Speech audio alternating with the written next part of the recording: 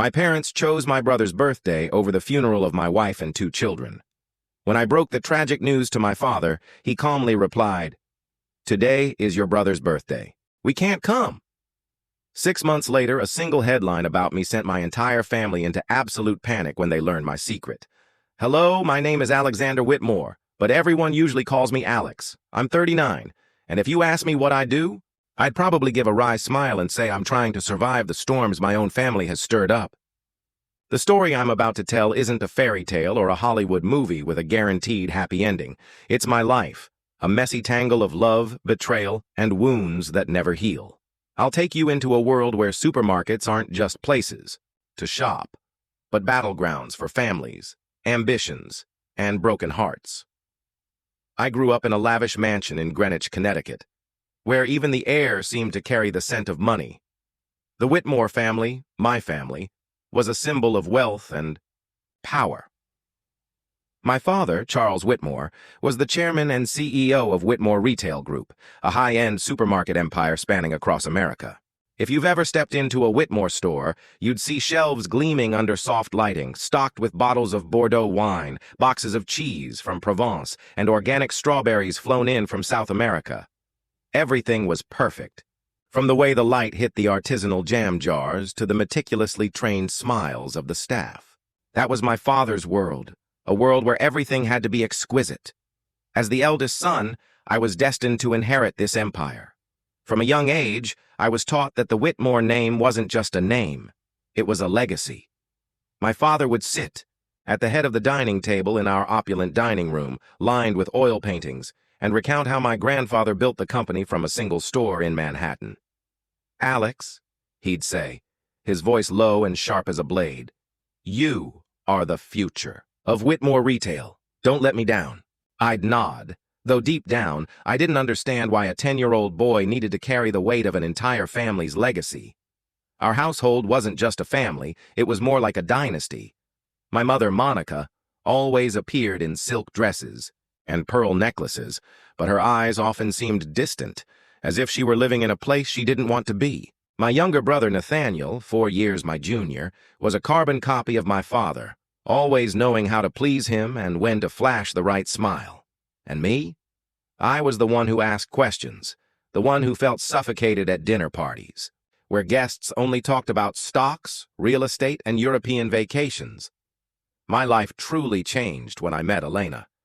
She was a light in my dark world and the spark that ignited every tragedy that followed.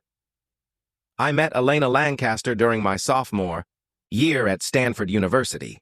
It was a crisp autumn afternoon with golden leaves falling across the campus paths. I was in the library, buried in an economics textbook, when she walked in, bringing with her a fresh breeze and the scent of coffee.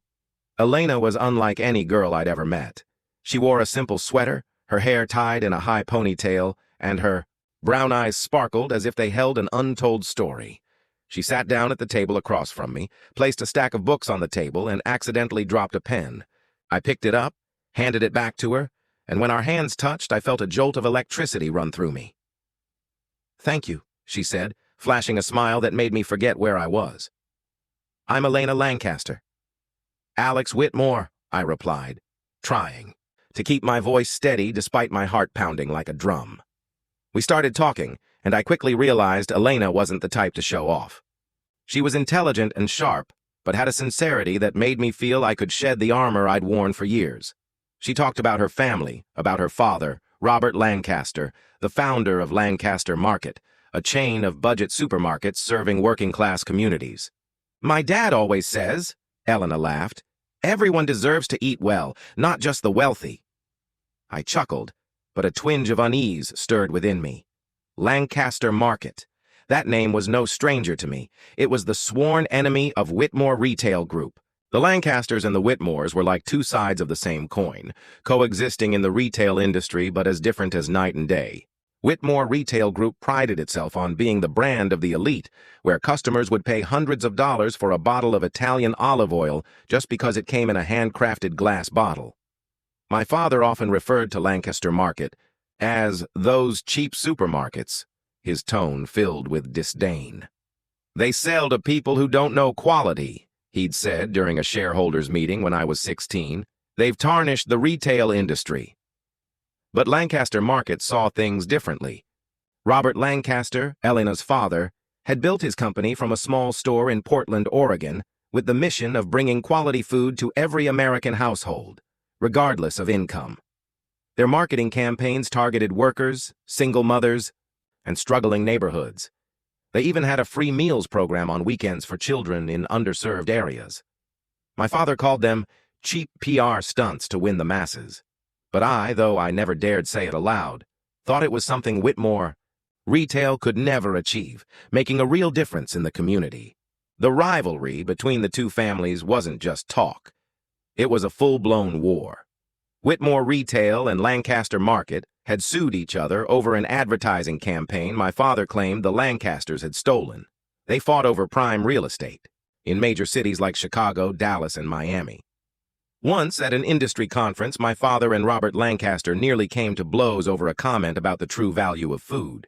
My brother Nathaniel jokingly called it the war of the vegetable vendors. But to me, it felt like a tragic comedy where both sides were too consumed by their egos to see the harm they were causing to their loved ones. Elena and I fell in love, despite all the barriers.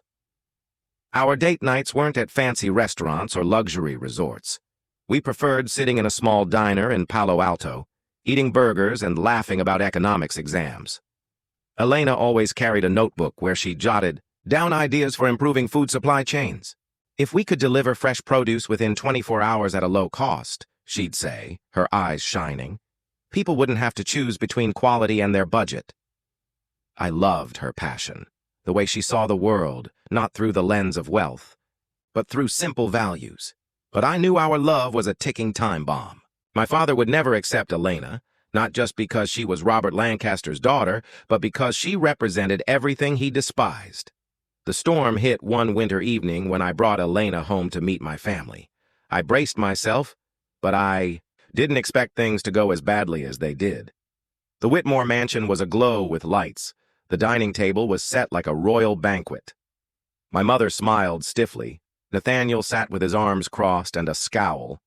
And my father, he looked at Elena as if she were an intruder. "Mom, Dad, this is Elena Lancaster," I introduced, trying to keep my voice calm. "She's studying with me at Stanford."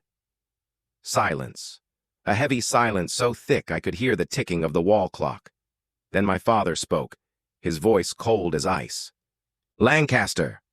Robert Lancaster's daughter, the one ruining the retail industry." Elena gripped my hand under the table, but she didn't back down. "Mr. Whitmore," she said, her voice clear and steady, "my father built Lancaster Market to help people, not to ruin anyone." My father gave a mocking laugh that sent a chill down my spine. "Help people? You think selling cheap goods to the poor is helping them? You're tarnishing this family's name, Alex, and you're disappointing me." That evening ended in a horrific argument. My father stood up, pointed at me, and shouted, "If you choose this girl, you're no longer my son." Nathaniel sat silently, but I saw the corner of his mouth curl as if he were enjoying the drama. My mother just bowed her head, her hands clutching her napkin. I walked Elena to her car, apologizing for everything, but she just shook her head, hugged me, and said, "Alex, I don't need your family to accept me. I just need you." The weeks that followed were even worse. My father summoned me to his office at Whitmore Retail's headquarters in Manhattan. The room was vast, with windows overlooking New York's skyline, but the atmosphere inside felt like a prison. He sat behind his desk, his eyes cold and piercing. "I've made my decision," he said. "Nathaniel will inherit the company. You're no longer in the plan." I stood there, feeling the floor collapse beneath me. "Because of Elena?" I asked, my voice hoarse. "Because you've betrayed this family," he replied. "You chose the daughter of our enemy, a girl unworthy of the Whitmore name. From now on, you're on your own." I left the office, my mind reeling. I'd lost my place in the company, my father's approval, and perhaps my entire family. But when I called Elena and heard her warm voice over the phone, I knew I'd made the right choice. She was my home, the place where I belonged. Meanwhile, I visited the Lancaster family in Portland, Oregon. Their home was in the suburbs, a modest wooden house with a small vegetable garden. Robert Lancaster, Elena's father, welcomed me like an old friend. He wore a worn-out shirt, his hands calloused, from years of working in the store. "Alex," he said, placing a hand on my shoulder, "you love my daughter, and that's enough. I don't care if you're Charles Whitmore's son or anyone else." I looked at him, then at Elena standing beside him, and for the first time in my life, I felt truly accepted. But deep down, I knew the war between the Whitmores and the Lancasters wasn't just about business. It was personal, and I was standing on the dividing line. My story is just beginning. Because this isn't just about supermarkets, money, or power. It's about hearts, choices, and the price you pay when you dare to live true to yourself. I stood in front of the mirror in our small Seattle apartment, trying to tie my tie with hands, still trembling from memories. It had been 3 years since that fateful evening when my father disowned me, when Nathaniel became the heir to Whitmore Retail Group, and when I chose Elena over the family legacy. 3 years, yet every time I looked in the mirror, I could still see my father's eyes, cold and piercing, as if he were judging me from afar. I didn't join Lancaster Market, despite Robert Lancaster, Elena's father, offering me a position multiple times. "You have talent. You could help us bring good food to more people," he'd said during one of my visits. But I declined. I wanted to stand on my own, not be known as the son-in-law propped up by his wife's family. Or perhaps deep down I refused because I still felt a pang of guilt.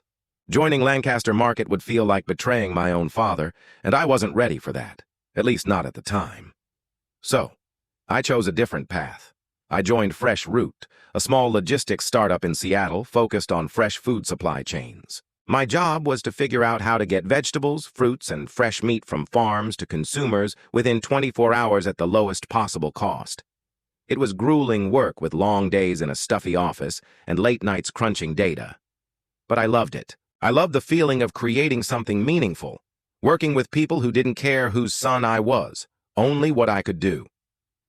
Elena and I got married on a spring afternoon about 3 years after we graduated. The wedding took place in a small church on the outskirts of Portland. There were no lavish receptions, no guests in Armani suits or glittering ball gowns. Just the Lancaster family, a few close friends from Stanford, and a priest with a kind smile. Robert walked Elena down the aisle, his eyes shining with pride and a touch of sadness.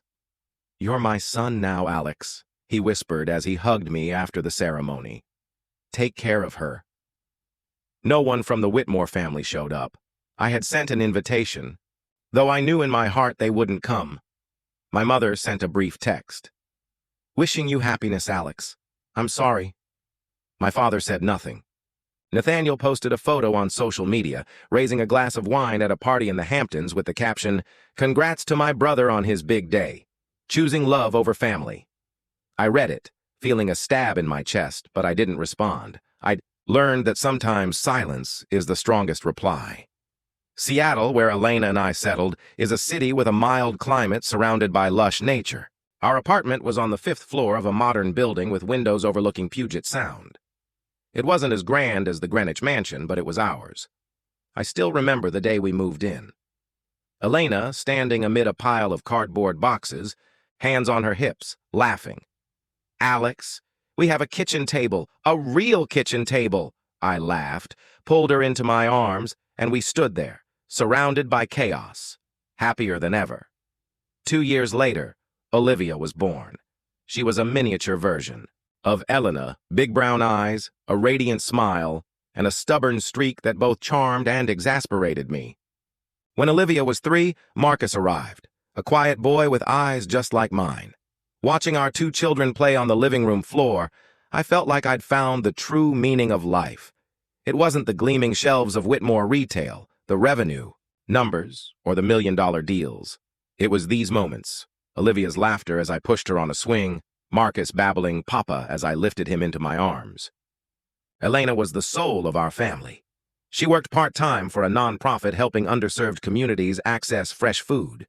In the evenings, she'd sit at the kitchen table, writing or discussing new ideas for Fresh Route with me. If we could cut, transportation costs by another 10%, she'd say, her eyes sparkling. We could get fresh carrots to even the poorest neighborhoods. I loved how she always thought of others, how she turned the simplest things into something extraordinary. But not everything was perfect. Despite my efforts to cut ties with the Whitmores, their shadow loomed over my life. My mother called occasionally, her voice laced with guilt but never daring to go too far. "Alex, are you doing okay? How are the kids?" she'd ask, and I'd answer briefly, knowing she'd never stand up to my father. Nathaniel was different. He seemed to relish reminding me I'd been cast out of the family. Once he sent me an article about Whitmore retail with a message. "Look at what you're missing. We just opened 5 new stores in California. Too bad for you." I didn't reply, but his words still cut deep. Not because I regretted leaving my father's empire, but because a small part of me still hoped my family would change. I wrote letters to my mother, sending photos of Olivia and Marcus and sharing stories about our life in Seattle. But those letters rarely got a response. Once, my mother sent a birthday card for Olivia with a $10,000 check. I returned it with a note. "Thank you, Mom, but we don't need the money. We're happy." Life at Fresh Root wasn't always easy. Our startup was small, competing with giants in the logistics industry. Some weeks I worked 80 hours, dozing off at my desk and coming home with dark circles under my eyes. But Elena was always there with a hot cup of coffee and a smile. "You're doing something amazing, Alex," she'd say. "Every Fresh Root truck is a family eating fresh produce. Don't give up." And I didn't. We developed a real-time tracking system that cut delivery times from 48 hours to 24. Small farms began to trust us, and Fresh Root's revenue grew steadily. I wasn't making millions like my father, but I was proud that my work had meaning. I was building something, not to get rich, but to make life better for others. One Sunday afternoon, Elena and I took Olivia and Marcus for a picnic at a park near our home. Olivia, now 5, ran around the grass chasing a butterfly. Marcus sat on my shoulders, giggling as I pretended to be a horse. Elena lay on the picnic blanket, reading a book, but occasionally looking up at us with a gentle smile. "You know," she said, "sometimes I think we found paradise." I sat down beside her, pulling her into my arms. "My paradise is you," I said. And she laughed, playfully punching my shoulder. "So cheesy, Whitmore." It was a perfect moment, one of those you want to frame and keep forever. But I didn't know that just a few hours later, everything would shatter like a bursting bubble. That was the last picnic where I could still hold Elena's hand, where I could watch Olivia and Marcus run across the grass. We left the park as the sun set, its golden glow stretching across the lake. Olivia dozed off in the back seat, clutching her butterfly kite tightly. Marcus was half asleep, his head resting on his sister's shoulder. Elena sat beside me, softly humming a lullaby her mother used to sing. I drove, my heart feeling like everything in the world was right. The road back to Seattle was a 2-lane highway winding through fields and forests. I kept a steady speed, the radio playing soothing jazz. Elena reached over, her fingers intertwining tightly with mine.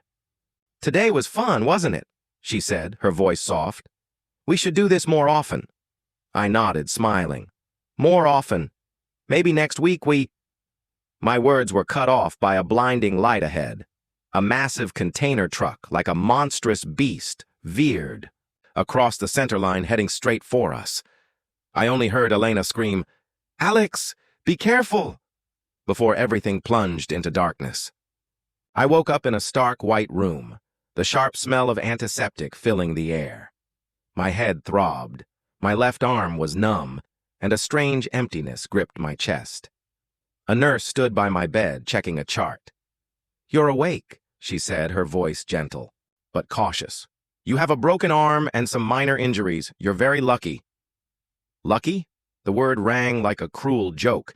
I tried to sit up, but a wave of pain made me groan. "My wife? My kids? Where are they?"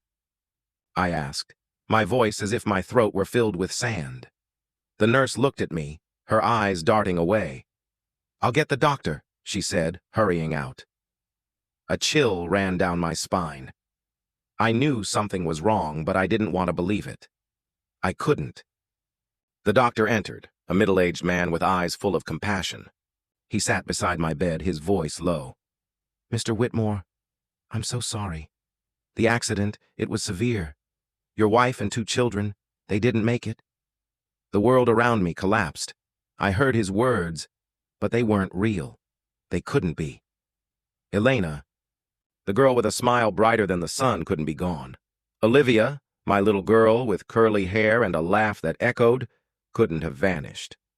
Marcus, my tiny son who called me Papa every time I walked into the room, couldn't be gone. "No," I whispered, shaking my head. "No, you're wrong. They're fine. They have to be." The doctor placed a hand on my shoulder, but I shoved it away. "Take me to them," I shouted, trying to stand despite the searing pain in my broken arm. "Where are they? Elena, Olivia, Marcus?"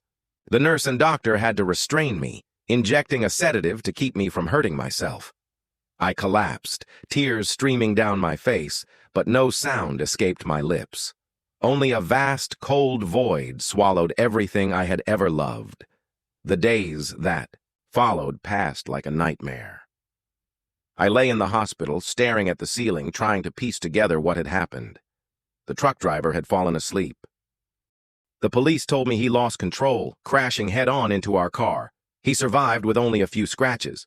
But my family, they didn't stand a chance. I didn't know what to feel about the driver, anger, hatred, or just emptiness. I no longer had the strength to feel anything. Elena's parents flew from Portland as soon as they heard.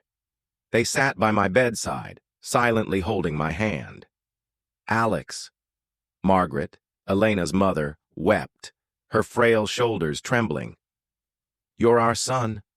We lost Elena and the kids, but we won't lose you." Robert didn't say much, but his eyes were filled with pain. He sat there looking a decade older, as if the accident had taken not only his daughter and grandchildren, but a piece of his soul. "What do you need, Alex?" he asked. "Anything? Just tell me." I didn't answer. I didn't know what I needed except to turn back time, to hold Elena again, to hear Olivia's laugh and Marcus's voice. But time never grants such wishes. My own family, the Whitmores, were a different story. I called my mother, leaving a trembling voicemail about the accident. I hoped, even just a little, that they'd come, that they'd set aside their pride to be with me in this moment. But no one came. My mother called back, her voice heavy with guilt. "Alex, I wanted to come, but your father, he wouldn't allow it. He said I shouldn't interfere with the life you chose." I gripped the phone, feeling my chest constrict. "Mom, my wife and your 2 grandchildren are dead," I said, my voice barely a whisper. "Do you understand? They're dead." My mother sobbed. Over the phone, but she didn't come. My father said nothing. Later, I learned a painful truth. My father was busy hosting a birthday party for Nathaniel at the Greenwich Mansion, with expensive wine and high-profile guests. The funeral for my wife and 2 children was held at a small church in Portland where Elena grew up. I stood before 3 coffins, 2 so tiny they shattered my heart. Olivia still held her butterfly kite in her eternal sleep. Marcus, with his peaceful face, looked like he was having a sweet dream. And Elena, she looked like she was merely asleep, her brown hair gently framing her face, her lips closed as if she had something left to say to me. I sent a funeral notice to the Whitmores, despite Robert's advice against it. "They don't deserve it, Alex," he said, his voice thick with anger. But I sent it anyway, foolishly hoping they'd come, that my father would see the 3 graves and realize he was wrong. But no one came. Not a formal condolence. Not a single message. I stood before the graves, clutching the crumpled eulogy as tightly as my broken heart. Robert stood beside me, his hand on my shoulder. "You're my son," he said, his voice firm, despite his red-rimmed eyes. "You lost your wife, your children, but you haven't lost your family. We're here, Alex. We'll always be here." I nodded, but inside, I knew I'd lost everything. Elena was my light. Olivia and Marcus were why I woke up each morning. Now I was left with only a void, and I didn't know how to fill it. The weeks after the funeral, I lived like a shadow. I returned to our Seattle apartment where everything reminded me of them. Olivia's pink dress hung in the closet. Marcus's tiny shoes sat in the corner, and Elena's notebook, filled with ideas about fresh food, lay open on the kitchen table. I couldn't touch them, but I couldn't throw them away either. Each night I lay in bed, staring at the ceiling, trying to recall Elena's voice, Olivia's laugh, or the way Marcus gripped my finger. But the harder I tried, the more they slipped away. Robert and Margaret visited often, bringing food and stories of Elena as a child. They tried to pull me from the abyss, but I knew they were hurting too. We were survivors left to face a world that no longer felt the same. One evening, as I sat alone in the dark apartment, the doorbell rang. I opened it expecting Robert, but it was my mother. She stood there in a long coat, her eyes red. "Alex," she said, her voice trembling. "I'm sorry I couldn't come to the funeral. Your father, he—" "Don't talk about him," I cut her off, my voice cold. "Why are you here?" She stepped inside, wrapping her arms around me, and I felt her trembling. "I wanted to see you," she whispered. "I wanted to know if you're okay." I didn't answer. I wasn't okay, and she knew it. But I let her stay because she was still my mother. We sat in silence, and for the first time, I realized she too was a victim of my father, trapped in the gilded cage of the Whitmore family. But her presence couldn't ease my pain. It only reminded me that my family, the ones who should have been there, had chosen to stay out of my life. 6 months after the accident, I made a decision. I couldn't keep living like a shadow. Couldn't let grief consume me. I stood before the mirror, staring into my own hollow eyes, and told myself, "You have to do something, Alex. For Elena, for Olivia, for Marcus." I wrote a final letter to my father, mother, and Nathaniel. It was brief, just a few lines. "I'm no longer part of the Whitmore family. Don't contact me again." I sent it and turned off my phone. I sold all the shares my grandfather had left me in Whitmore Retail Group, a substantial sum, but I didn't need it. Money couldn't buy back what I'd lost. What I needed was a cold, decisive plan for revenge. No mercy. Then I called Robert Lancaster. "Dad," I said, calling him that for the first time. "I want to join Lancaster Market. I want to carry on what Elena dreamed of." Robert was silent for a moment. Then he spoke, his voice thick with emotion. "Welcome home, son." I moved to Portland a week later. Robert and Margaret welcomed me like a son returning from a war. Their wooden house was the same as ever, with its small garden full of vegetables and the faint smell of freshly baked bread. Margaret hugged me tightly, tears streaming down her cheeks. "We'll get through this together, Alex," she said. "For Elena, for the kids." I nodded, but inside I knew I hadn't come here just to heal. I came to fight, not only for Elena, but for myself. The Whitmores had abandoned me, and now I would abandon them. Joining Lancaster Market sent shockwaves through the media. Business headlines blared, "Disowned son of Charles Whitmore joins direct competitor." Some called me a traitor, others a maverick breaking tradition. I didn't care. I wasn't doing this for fame or to prove anything to the world. I was doing it for Elena, for Olivia, for Marcus, and to find meaning in a life that had been shattered.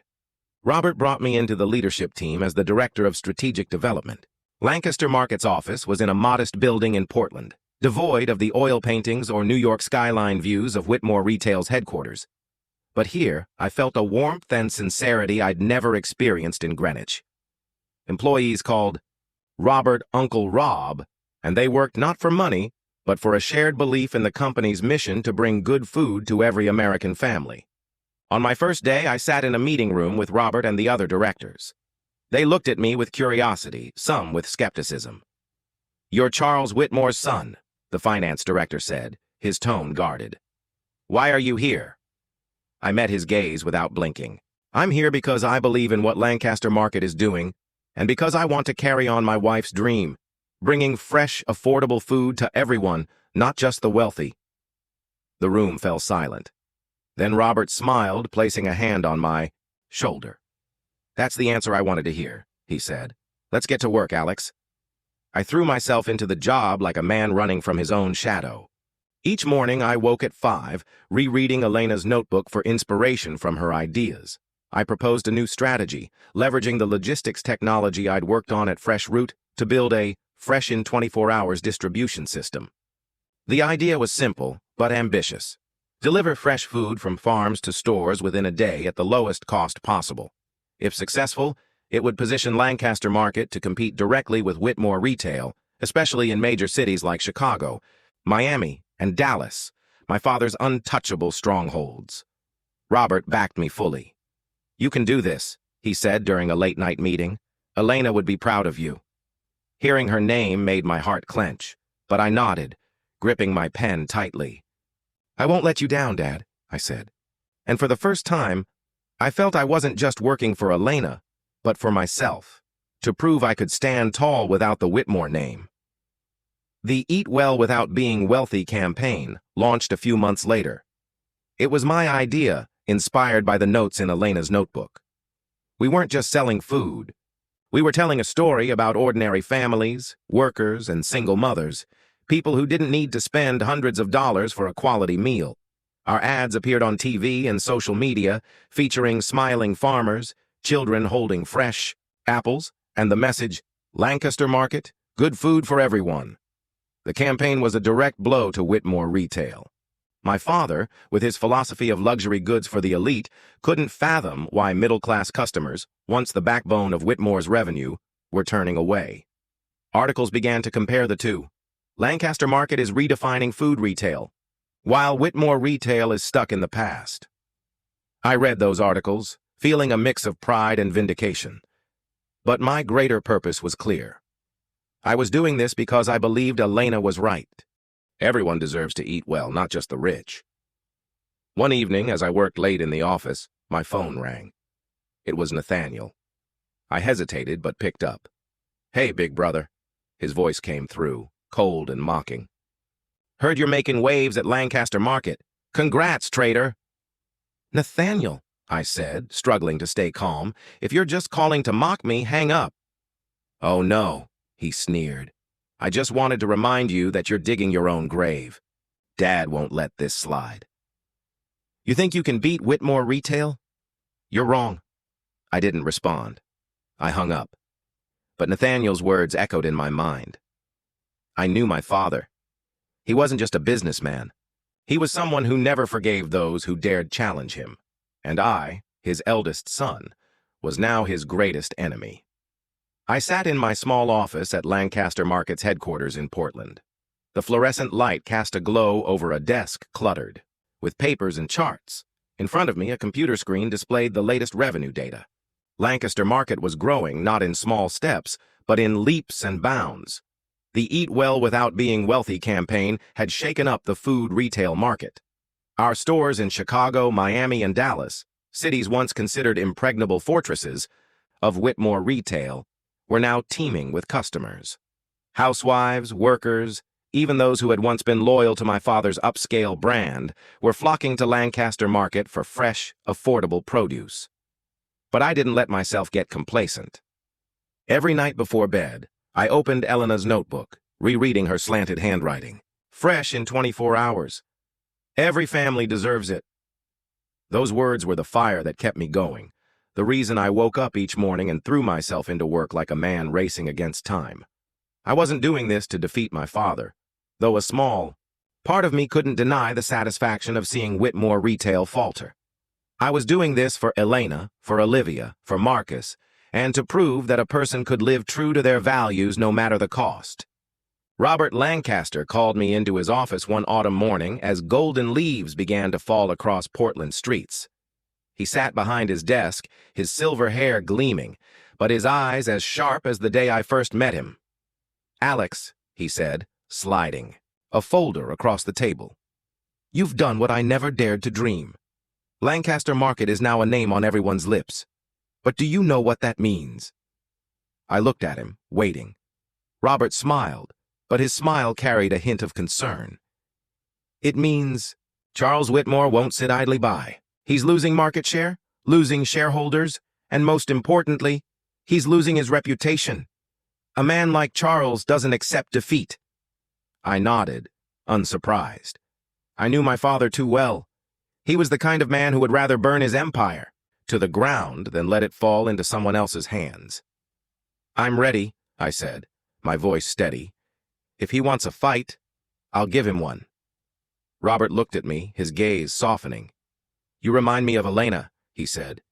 "She had that same look. The look of someone who never gives up." I clenched my fists, feeling my heart tighten. Every mention of Elena brought her image to mind, her radiant smile and sparkling eyes. But I didn't let my emotions pull me under. I had a mission, and I would see it through. Whitmore Retail began to crumble faster than I expected. Quarterly financial reports showed their revenue declining steadily, especially in cities where Lancaster Market had expanded. Their stores in Chicago and Dallas had to close, unable to compete with our prices and delivery speed. Middle class customers, once captivated by Whitmore Retail's glamour, realized they didn't need to spend hundreds of dollars on a bottle of olive oil or imported cheese. They wanted fresh, affordable food, and Lancaster Market was delivering it. I drew on my experience from Fresh Route to optimize Lancaster Market's supply chain. The Fresh in 24 Hours system wasn't just a slogan, it was a revolution. We partnered with local farms using real-time tracking technology to ensure vegetables and fruits reached customers within a day of harvest. Suppliers, once hesitant to work with Lancaster Market for fear of retaliation from Whitmore Retail, were now lining up to sign contracts with us. They appreciated my transparent, efficient approach, and more importantly, they saw the potential in a company experiencing rapid growth. But not everyone was pleased. Nathaniel, my brother, began appearing in the media, trying to salvage Whitmore Retail's image. In an interview on CNBC, he sat upright in an expensive suit, speaking with polished confidence. "Whitmore Retail isn't just a supermarket chain. We're a symbol of sophistication and quality. Competitors like Lancaster Market may attract customers with low prices, but they'll never match our class." I turned off the TV, an uneasy feeling settling in my chest. Nathaniel could say whatever he wanted on television, but numbers don't lie. Whitmore Retail was losing ground, and I knew they'd soon launch a counterattack. I just didn't expect it to come so quickly. One morning, as I reviewed revenue reports in my office, Robert walked in with a newspaper in hand. "You need to read this," he said, his voice tense. It was the Wall Street Journal with a bold headline, "Whitmore Retail accuses Lancaster Market of copyright infringement in advertising campaign." The article quoted my father, Charles Whitmore, alleging that our Eat Well Without Being Wealthy campaign had copied an old Whitmore Retail campaign. He announced plans to sue Lancaster Market, seeking millions in damages. I read the article, feeling my blood boil. This wasn't the first time my father had used lawsuits to crush competitors. He'd done it to Lancaster Market years ago when Elena was a child, and now he was repeating history. But this time, I wasn't the 16-year-old boy sitting in on his boardroom meetings. I was Alex, Lancaster Market's Director of Strategic Development, and I wouldn't let him win so easily. I immediately convened our legal team. "They have no evidence," I said, my voice firm. "Our campaign was built on Elena's ideas from her notebook. This is a dirty tactic, but we won't back down." The legal team agreed that Whitmore Retail's lawsuit lacked a strong foundation, but they warned that a legal battle could be lengthy and costly. "Charles Whitmore doesn't need to win," one lawyer said. "He just needs to distract us and damage our reputation." I nodded. But inside, I knew this wasn't just a lawsuit. It was a declaration of war. My father was sending a message. He still controlled the game, and I couldn't escape his shadow. But he was wrong. I was no longer Alex Whitmore, the obedient eldest son. I was Alex, fighting for my wife's dream, and I wouldn't let him destroy it. The lawsuit dragged on for months, but it didn't deter us. While the lawyers handled the paperwork, I focused on expanding Lancaster Market. We opened 10 new stores in major cities from Atlanta to San Francisco. Each new store was a dagger to my father's pride. I imagined him sitting in his Manhattan office, reading declining revenue reports, his face red with rage. But I didn't stop. I accelerated the Eat Well Without Being Wealthy campaign, launching new ads featuring real families sharing how Lancaster Market had changed the way they eat. One ad featured a single mother in Chicago saying, "I used to think fresh food was only for the rich. Lancaster Market proved me wrong." Audiences loved those stories. Our revenue soared and suppliers began pulling away from Whitmore Retail.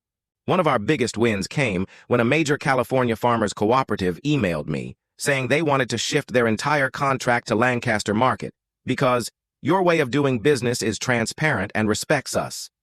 It was a major victory, and it made me smile for the first time in months. The climax came at a national food retail conference in Las Vegas. I was invited to speak as Lancaster Market's representative. As I stepped onto the stage, my heart pounded. Not from nerves, but because I knew my father was there, sitting somewhere in the audience. I didn't look at him, but I felt his gaze. Cold, judgmental, like the day he disowned me. I stood before hundreds of people, from CEOs to journalists, and began my speech. Lancaster Market isn't just about selling food, I said, my voice clear and strong. We're about bringing hope. We believe every American family, rich or poor, deserves to eat well. We're not building a brand for the elite. We're building a brand for everyone. The crowd applauded, but I wasn't speaking to them. I was speaking to Elena, to Olivia, to Marcus. I was speaking to those who believed in me and to myself. When I finished, a Forbes reporter stood up and asked, "Mr. Whitmore, do you think Lancaster Market's success is a declaration of war against Whitmore Retail, your father's company?" I smiled. Not a triumphant smile, but the smile of a man who had found his path. "I'm not declaring war on anyone," I said. "I'm just doing what my wife, Elena Lancaster, dreamed of, bringing good food to everyone. If that makes us a competitor to anyone, that's their problem, not mine." The crowd applauded again, louder this time. I stepped off the stage feeling as though a weight had been lifted. As I passed through the rows of seats, I caught a glimpse of my father sitting in the back, his face hard as stone. He didn't clap. He didn't look at me. But I knew he'd heard every word. After the conference, articles began to appear. "Alexander Whitmore, the game changer in food retail," they called me. "The Whitmore rebel. The man who abandoned his family, legacy to pursue a greater dream." Some even compared me to David slaying Goliath. I didn't like those comparisons. My father wasn't Goliath. He was just a man trapped by his own pride. Whitmore Retail continued to weaken. Shareholders began questioning Nathaniel's competence as he struggled under the pressure. A Bloomberg article revealed that Nathaniel had spent millions on lavish, ineffective ad campaigns while Lancaster Market won customers' trust with authentic, relatable ones. Whitmore retail stores continued to close, and their stock plummeted on the exchange. One evening, as I worked late, Robert walked into my office with a bottle of wine and 2 glasses. "We need to celebrate," he said, his smile radiant. "Today, we officially surpassed Whitmore Retail in market share in 3 major states." I took the glass but didn't drink right away. I looked at Robert, the man who had become a father to me in a way Charles Whitmore never could. "Thank you, Dad," I said, "for believing in me." Robert raised his glass, clinking it against mine. "No, Alex," he said. "Thank you for keeping Elena's dream alive." A week after the celebration with Robert, I received an email from an unfamiliar address with no sender's name. Just a single line. "Meet me at the Waldorf Astoria, New York. Friday, 7 p.m. Meeting room 3 CW. I didn't need a full signature to know who it was. Charles Whitmore, my father, was finally ready to face me. I stared at the email, my fingers hovering over the keyboard, torn between deleting it and responding. Part of me wanted to ignore him, to let him drown in the ruins of his crumbling empire. But another part, the part that still carried Whitmore blood, couldn't turn away. I needed to look him in the eye to hear him speak, if only to confirm that I was right to cut ties with him. I replied, "I'll be there." New York greeted me with the biting chill of winter, gusts of wind sweeping through streets aglow with Christmas lights. I stepped into the Waldorf Astoria, a place that had once been the playground of the Whitmore family during lavish galas. The lobby was as opulent as I remembered, with marble columns and warm golden light. But I was no longer the boy trailing behind my father in an oversized suit. I was Alex, a man who had chosen his own path, and I wasn't here to beg for forgiveness. I was here to confront him. Meeting room 3 was on an upper floor with windows, overlooking Manhattan's skyline. When I pushed open the door, my father was already there, seated at the head of the table in a perfectly tailored black suit. He looked older than I remembered, his hair grayer, the lines around his eyes deeper. But his gaze was as sharp as ever, like a blade ready to cut down anyone who dared defy him. He didn't stand, didn't greet me, just gestured for me to sit. "Alex," he said, his voice low and deliberate, as if weighing every word. "You've done well. I didn't expect you to go this far with that cheap supermarket chain." I sat across from him, keeping my expression neutral. "Lancaster Market isn't cheap," I said. "We bring good food to everyone, something Whitmore Retail has never done." He gave a dry, mocking laugh that sent a shiver down my spine. "You still talk like a naive idealist, Alex. You think you're changing the world. You're just tearing down your family's legacy." I clenched my fists under the table, fighting the anger rising within me. "Legacy?" I asked, my voice low but sharp. "What's your legacy, Dad? An empire built on arrogance? A family you were willing to abandon for the sake of your ego?" He leaned forward, his eyes narrowing. "You dare talk to me about family? You're the one who betrayed us. You chose that Lancaster girl, that low-class supermarket chain, over Whitmore Retail. Did you think I'd stand by and watch you destroy everything I've built?" I met his gaze, unflinching. "I didn't destroy anything. You did that yourself. You chose Nathaniel's birthday party over the funeral of my wife and children. You chose your reputation over your family. That was your choice, not mine." The air in the room grew heavy. My father fell silent, but I saw his hand tremble slightly on the table. For the first time in my life, I saw a flicker of unease in his eyes. Not regret, but uncertainty. He stood and walked to the window, staring down at the city below. "Whitmore Retail is struggling," he said, his voice flat like he was reading a financial report. "Shareholders are pulling out. Nathaniel, he's not strong enough to hold the company together. I need you, Alex. Come back. Help me save it. You're still my son." I almost laughed, but the sound caught in my throat. "Save the company?" I asked. "You think I'd come back after everything you've done? After you disowned me? After you didn't even show up to Elena's, Olivia's, or Marcus's funeral?" He turned back, his face hardening. "I was busy," he said, his voice cold. "I have responsibilities to the company, to the shareholders. You wouldn't understand." I stood, stepping closer to him, just a few feet away. "Busy," I said, my voice trembling with anger. "Too busy to see your daughter-in-law and grandchildren one last time? Have you ever felt regret, Dad? Have you ever thought about how you chose Nathaniel's birthday party over standing by me when I lost everything?" He didn't answer. He looked at me, his eyes clouded, not with tears, but with the emptiness of a man who had lost everything yet refused to admit it. I shook my head, feeling the last invisible thread between us snap. "I was your son," I said, "but you buried me along with them." I turned and walked out of the room, not looking back. As the door closed behind me, I felt a strange sense of liberation. I was no longer Alex Whitmore, the eldest son of Charles Whitmore. I was Alex, fighting for Elena's dream, and I wouldn't let anyone, not even my father, stop me. In the weeks that followed, Whitmore Retail continued to collapse. News reports detailed how the company was selling off assets to pay debts. Nathaniel appeared on television trying to maintain an air of confidence, but his eyes betrayed panic. Some major shareholders publicly criticized his competence, calling him an unworthy heir. I didn't feel joy reading those reports, but I didn't feel pity either. Nathaniel had chosen to stand with my father, and now he was facing the consequences. Lancaster Market, meanwhile, kept expanding. We opened new stores in cities where Whitmore Retail had once dominated.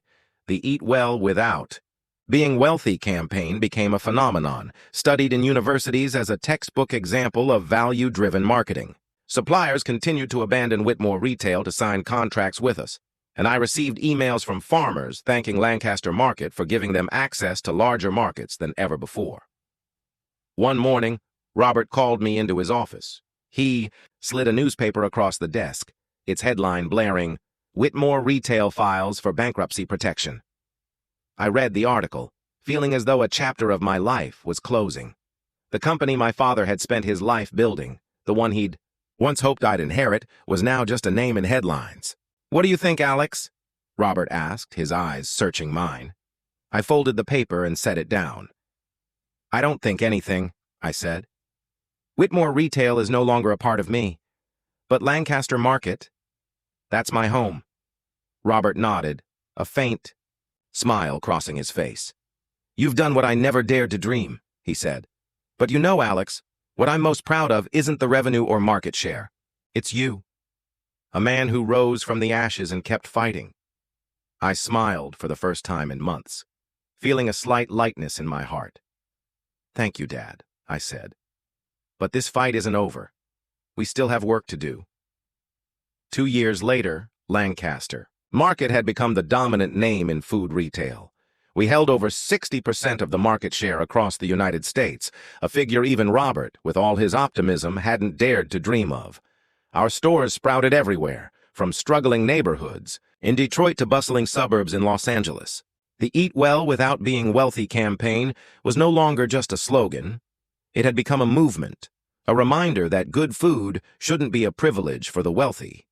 But no matter how sweet Lancaster Market's successes were, they couldn't fill the void in my heart. I still saw Elena in every corner of my life, in the smell of morning coffee, in Olivia's pink dress hanging in the closet, in Marcus's tiny shoes sitting alone in a corner. I had achieved so much, but the cost was too great. I wondered if Elena would truly be proud of me, or if she would want me to stop, to slow down and find some peace. One autumn afternoon, Robert called me into his office. He sat there looking older, but with the same warm smile I'd seen the day we met. "Alex," he said softly, "I've decided to retire." I looked at him, stunned. "Retire, Dad? Lancaster Market is at its peak. You can't." He raised a hand, cutting me off. "I've worked my whole life, Alex. I built Lancaster Market from a single store in Portland, and now it's bigger than I ever dreamed. But I'm tired. I want to spend the time I have left with Margaret, with our garden, and maybe to remember Elena, in a way I haven't had time to do." I nodded, though inside I felt a twinge of panic. Robert was the backbone of Lancaster Market, the one who had guided me through my darkest days. The thought of him leaving felt like losing an anchor. "And I want you to take over," he said, looking me straight in the eye. "You'll be the CEO of Lancaster Market." I opened my mouth to protest, but he shook his head. "Don't say no, Alex. You're the right person for this. You understand Elena's dream, our values. You've proven that, not just to me, but to the world." I sat in silence, feeling a wave swell in my chest. CEO of Lancaster Market.